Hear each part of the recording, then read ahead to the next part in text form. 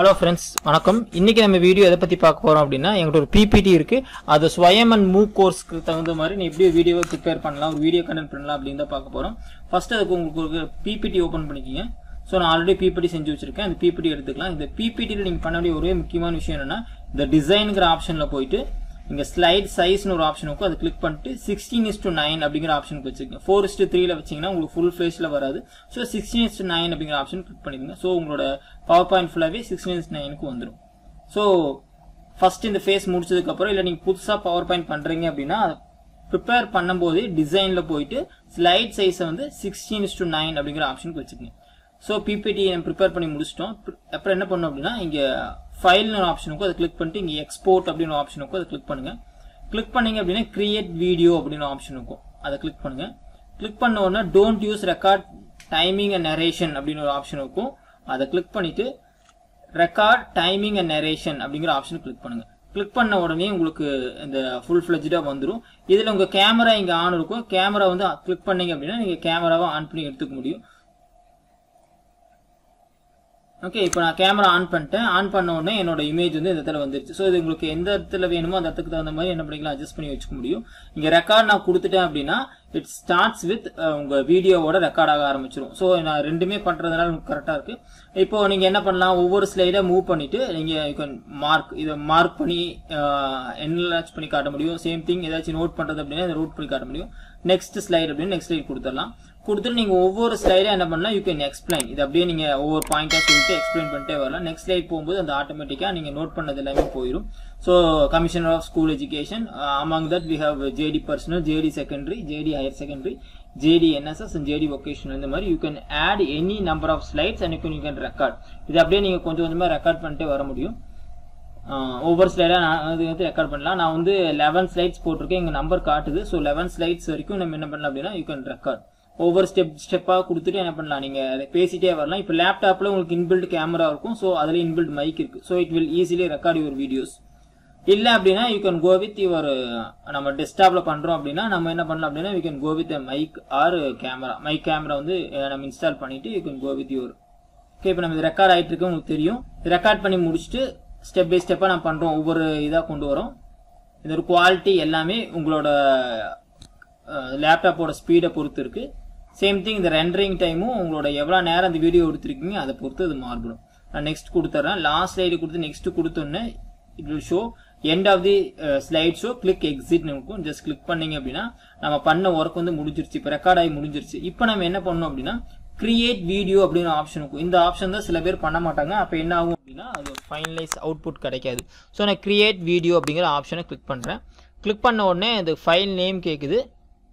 So file name கொடுத்துட்டு நான் ஒரு டெஸ்க்டாப்பில் சேவ் பண்ணுறேன். Unit 1 அப்படின்னு கொடுத்து சேவ் பண்ணிட்டு ஐ வில் சேவ் கொடுத்தேன் அப்படின்னா இந்த வீடியோ வந்து ரெண்டர் ஆக ஆரம்பிச்சிடும். ஸோ இந்த நான் பண்ண ப்ராசஸை ஃபைனலைஸ் பண்ணி MP4க்கு கன்வெர்ட் பண்ணுற இந்த ப்ராசஸ் பேர் தான் நம்ம என்ன சொல்கிறோம் அப்படின்னா ரெண்டரிங் அப்படின்னு சொல்லுவோம். So it take time. இப்போ வந்து 1 மினிட் நான் அந்த வீடியோ எடுத்திருக்கேன் அப்படின்னா அதுக்கு தகுந்த மாதிரி இது டைம் எடுத்துக்கும். சேம் திங் என்ன குவாலிட்டியில் பண்ணுறோம் அதை பொறுத்து இந்த டைமிங் வேறுபடும். உங்களோட சிஸ்டத்தோட ரேம் தென் கிராஃபிக்ஸ் கார்டை பொறுத்து இதோட ஸ்பீட் மாறுபடும். இப்போ நம்ம ஒரு வீடியோ பண்ணுறோம் அப்படின்னா ஒரு 5 மினிட்ஸ் வரைக்கும் பண்ணும்போது ரொம்ப ஈஸியாக நீங்கள் பண்ணிட முடியும். அதுக்கு தாண்டி நீங்கள் பியாண்ட் பண்ணும்போது இந்த வீடியோவை கட் அவுட் பண்ணிட்டு பண்ணுறது நல்லாயிருக்கும். இல்லாட்டி நீங்கள் ஒரு ஹை கான்ஃபிடன்ஸ் சிஸ்டம் வச்சுக்கிறது நல்லது. ஸோ நம்ம ஃபஸ்ட்டு என்ன பண்ணோம் அப்படின்னா சிஸ்டத்தில் வந்து PPT ஓப்பன் பண்ணிட்டோம். ஃபைல் போகிறோம். ஃபைலில் எக்ஸ்போர்ட் கிளிக் பண்ணுறோம். எக்ஸ்போர்ட்டில் கிரியேட் அ வீடியோ அப்படின்னு கிளிக் பண்ணுறோம். இதில் வந்து use record timing and narration. But டிஃபால்ட்டாக என்ன இருக்கும் அப்படின்னு பார்த்தீங்கன்னா don't use record timing and narration இருக்கும். அதை வந்து use record timing and narration கொடுத்துட்டு கிரியேட் அப்படின்னு கொடுத்துறோம். ஸோ நமக்கு ஸ்லைட் ஷோ வந்துடும். ஸ்லைட் ஷோ முடிச்ச உடனே எண்ட் கொடுத்ததுக்கப்புறம் again we are give create video. Create video கொடுத்தோன்னே it asking the path and file name. அந்த ஃபைல் நேம் முடிச்சதுக்கப்புறம் இங்கே வந்து ப்ராசஸ் நடந்துட்டுருக்கும். ப்ராசஸ் நடந்தாலும் உங்களுக்கு வீடியோ ப்ரிப்பேர் ஆகி முடிஞ்சிடும். ஸோ ப்ராசஸ் முடிஞ்சிருச்சு. இப்போ நம்ம அவுட்புட் பார்க்கலாம். இப்போ அவுட்புட் பார்த்தீங்கன்னா SYP Unit 1 இதை நான் கொடுத்துருந்தேன் MP4. இப்போ இதோட ப்ராப்பர்ட்டிஸ் நம்ம பார்த்துக்கலாம். இது பாருங்கள் 38 MB இருக்குது. சேம் திங் ஃபர்தராக கூட உங்களுக்கு ப்ராப்பர்ட்டிஸ் ஃபுல்லாக காமிச்சிடுறேன். டீட்டெயில்ஸில் பார்த்தீங்கன்னா இது 1080 இருக்குது. ஸோ உங்களுக்கு HD குவாலிட்டியில் இந்த வீடியோ வந்து உங்களுக்கு கரெக்டாக உங்களுக்கு அலைன் ஆகி கிடச்சிருக்கும். For YouTube and move courses and Swayam courses இது எல்லாத்துக்குமே இது கரெக்டாக சஃபிஷியண்ட்டாக இருக்கும். அவங்க கேட்குற ஸ்பெசிஃபிகேஷனும் 1080 தான் கேட்குறாங்க. ஸோ உங்களுக்கு அவுட்புட் கிடச்சிடும். ஸோ நான் கிளிக் பண்ணுறேன், ப்ளே பண்ணுறேன்.